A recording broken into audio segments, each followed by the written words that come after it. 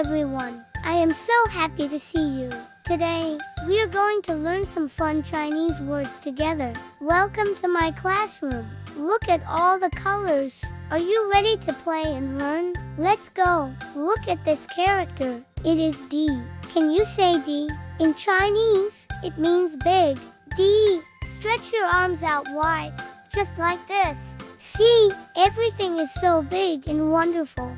Now, look at this one. It is Shio. Can you say Shio? It means small. Shio. Make your hands tiny. Small, small. Shio. You are doing a great job, my friends. Now, let's look at colors. This is Heng. Heng means red, just like a bright, yummy apple. And this is Ln. Ln means blue, like the beautiful sky outside or a shiny blue block.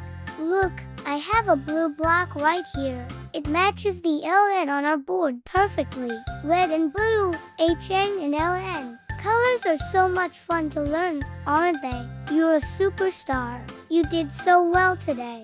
Learning Chinese is easy when we do it together. I'm so proud of you. Goodbye, my friends. See you next time for more fun. Zegen. Bye-bye.